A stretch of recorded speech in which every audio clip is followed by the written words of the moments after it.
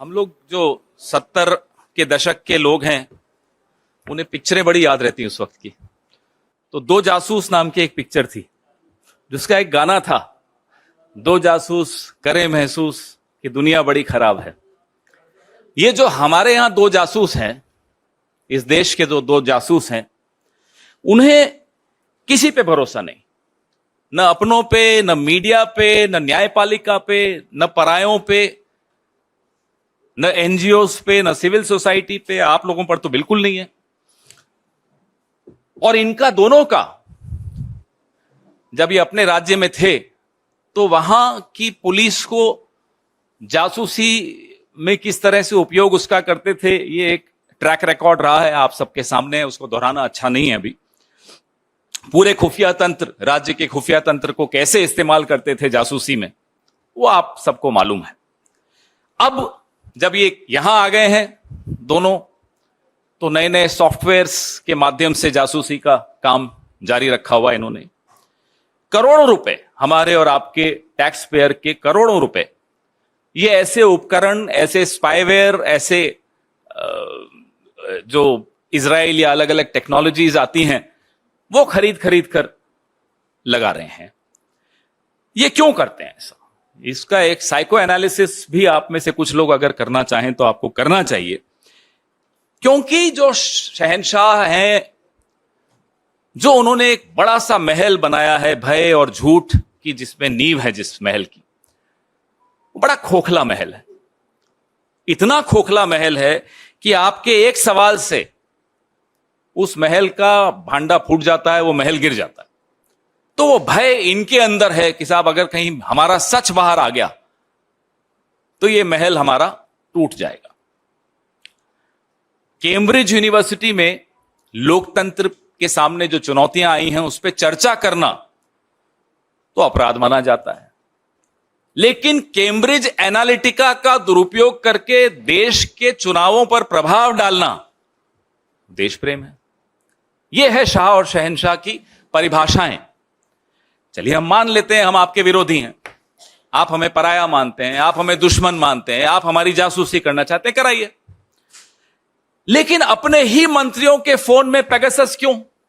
अरे आपके मंत्री हैं किस काम के कि उनके फोन में आपको कुछ मिल जाएगा? हां, इतना मालूम पड़ जाएगा कि कहीं वो उद्घाटन करने नहीं जा रहा हो अकेले, कहीं रिबन काटने कहीं स्मृति जी नहीं चली जाएं, या निर्मला जी नहीं चली जाएं, या पीयूष गोयल जी नहीं चले जाएं, या अश्विनी वैष्णव जी नहीं चले जाएं। इससे ज्यादा तो आपको अपने मंत्रियों से उम्मीद भी नहीं करनी चाहिए कि कुछ वो होगा उनके पास। आपने छोड़ा क्या है उनके पास?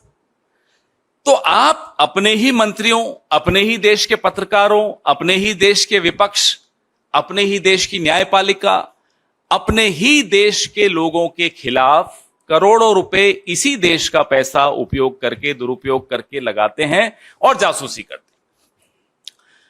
पहले कैम्ब्रिज एनालिटिका तो मैंने जिक्र किया, उससे पहले अगर आपको याद हो फरवरी में मैंने ही इस पर प्रेस वार्ता की थी। टीम जॉर्ज, मैं और सुप्रिया जी ने यहां बैठकर प्रेस वार्ता की थी, मुझे याद है।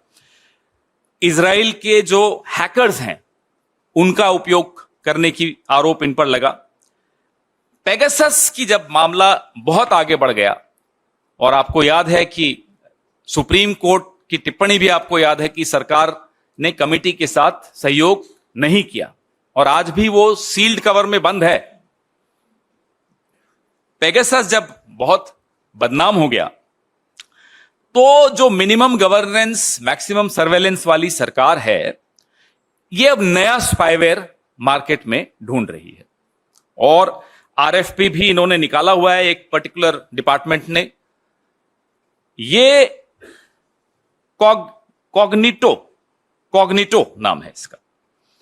तो कॉग्निटो के माध्यम से, कॉग्निटो इसलिए कि इसके बारे में ज्यादा जानकारी नहीं है, कहीं ज्यादा ब्लैकलिस्ट नहीं हुआ, इस पर आप लोगों ने या किसी ने ज्यादा लिखा नहीं। तो जो ट्रेडिंग डेटा है, एक प्रमुख समाचार पत्र ने निकाला है, कॉग्नाइट स्पाईवेयर उपकरण खरीदा गया है जो पेगासस का विकल्प है, इस देश में अभी लाया जा रहा है। और पेगासस की जो प्रणाली है उसकी तुलना में इसका प्रोफाइल इतना हाई प्रोफाइल नहीं है कि जिसके बारे में बहुत चर्चा हो गई हो देश में या विश्व में।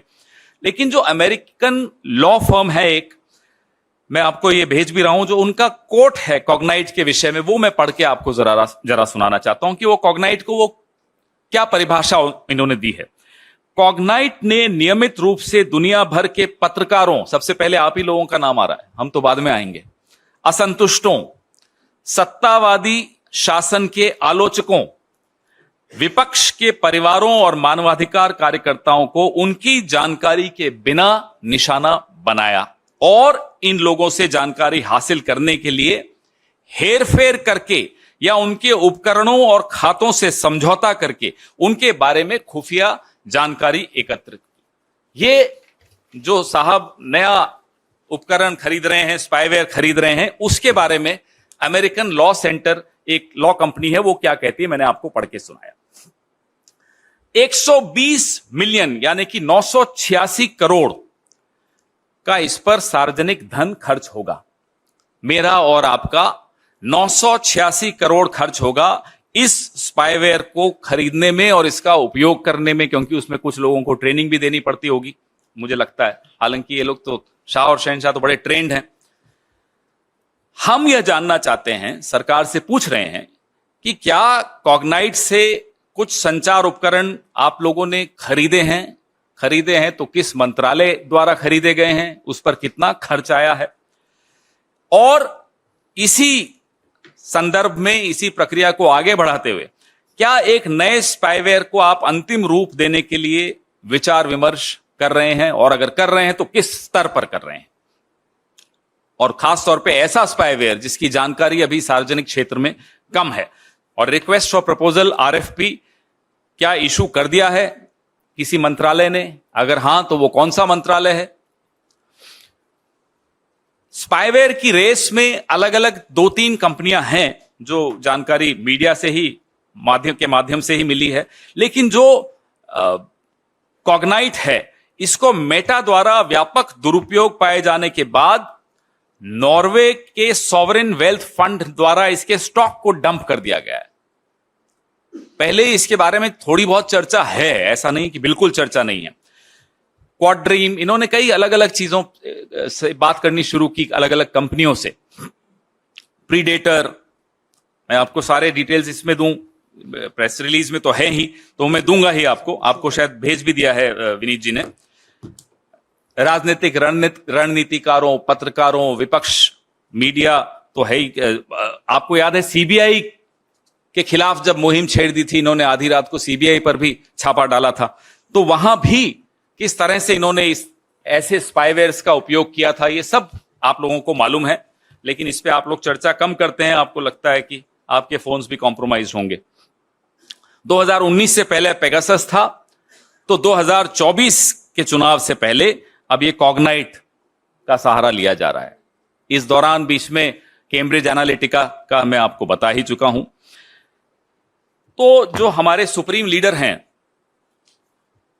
उनसे हम एक आग्रह भी करना चाहते हैं इस प्रेस वार्ता के अंत में कि आप हम सबके घरों में ताक झांक करने के स्थान पर जरा सा कुछ वक्त के लिए अपने गिरेबान में झांक लें, कई जवाब मिल जाएंगे। अमेरिकन लॉ फर्म है एक, मैं आपको ये भेज भी रहा हूं, जो उनका कोट है कॉग्नाइट के विषय में, वो मैं पढ़ के आपको जरा सुनाना चाहता हूं कि वो कॉग्नाइट को वो क्या परिभाषा इन्होंने दी है।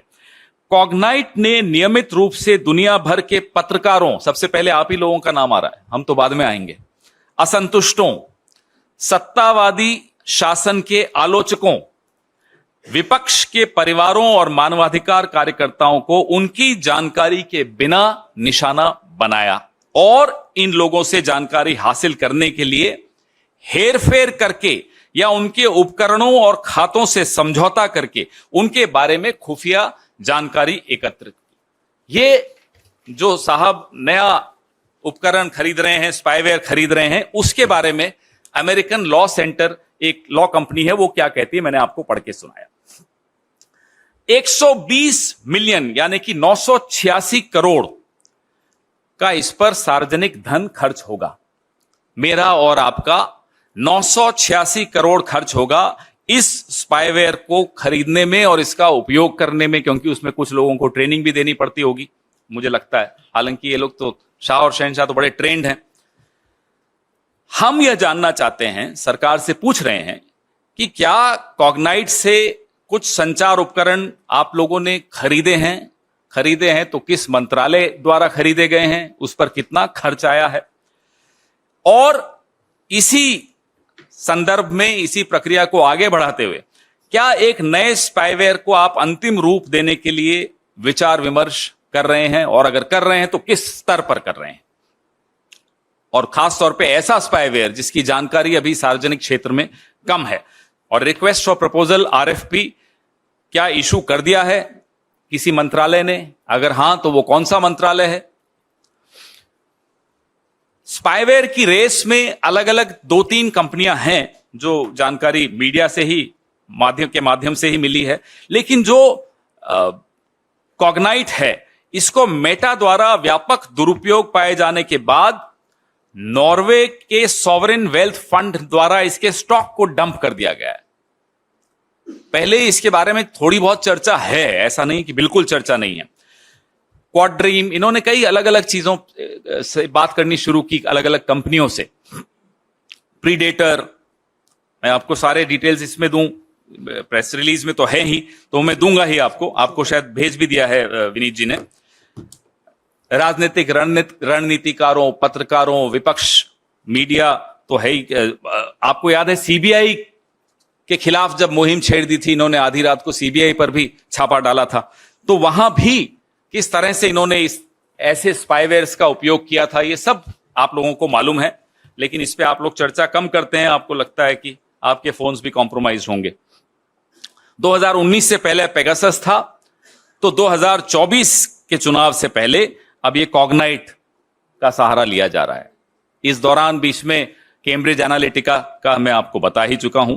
कैम्ब्रिज यूनिवर्सिटी में लोकतंत्र के सामने जो चुनौतियां आई हैं उस पर चर्चा करना तो अपराध माना जाता है, लेकिन कैम्ब्रिज एनालिटिका का दुरुपयोग करके देश के चुनावों पर प्रभाव डालना देश प्रेम है। यह है शाह और शहंशाह की परिभाषाएं। चलिए हम मान लेते हैं हम आपके विरोधी हैं, आप हमें पराया मानते हैं, आप हमें दुश्मन मानते हैं, आप हमारी जासूसी करना चाहते हैं, कराइए, लेकिन अपने ही मंत्रियों के फोन में पेगासस क्यों?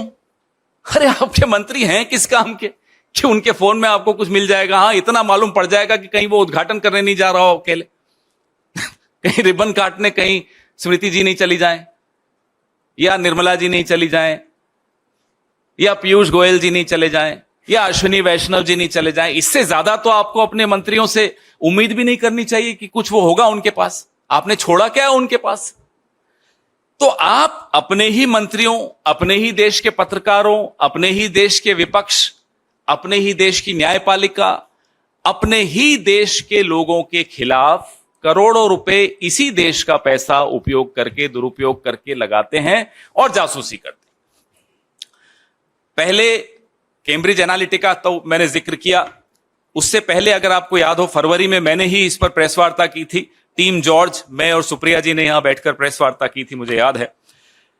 इजराइल के जो हैकर्स हैं उनका उपयोग करने की आरोप इन पर लगा।